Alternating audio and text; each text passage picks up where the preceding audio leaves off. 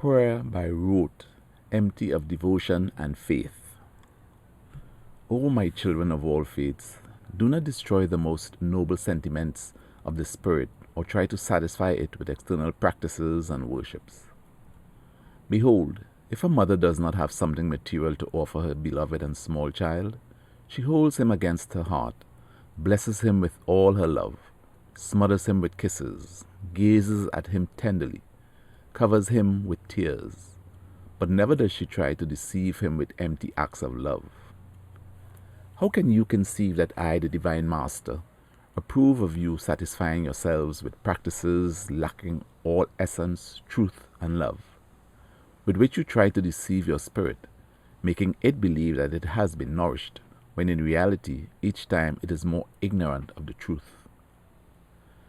Prayer is a blessing which God has granted to man, so that it will serve him as a ladder to elevate himself, as a weapon to defend himself, as a book to educate himself, and as a healing balm with which to anoint himself and to heal all illness. True prayer has disappeared from the earth.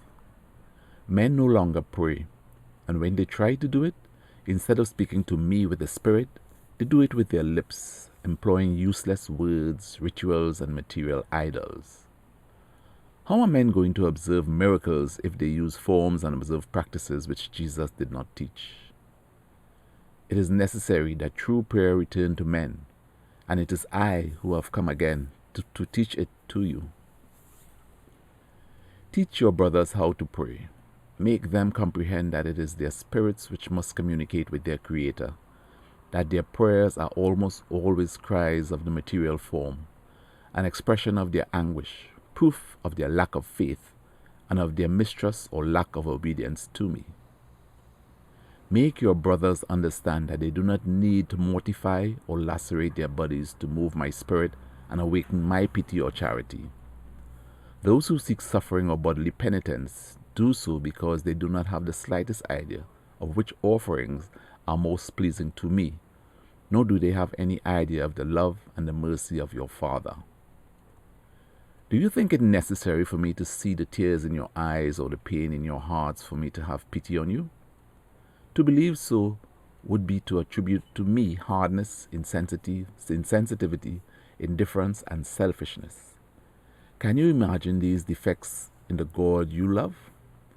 How little care you have taken to know me, and it is because you have not educated your minds to think in accord with the Spirit.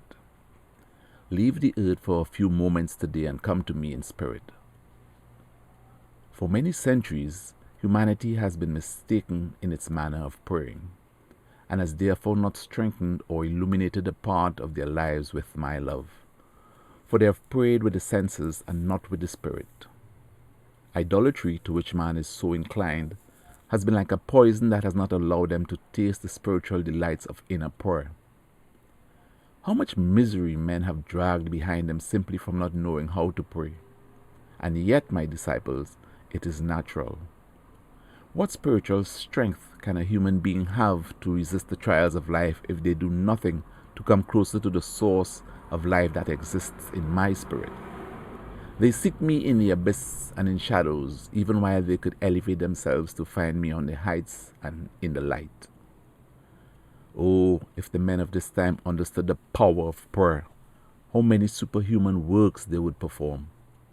But they live in a time of materialism in which they try to put even the divine material form in order to be able to see and touch it.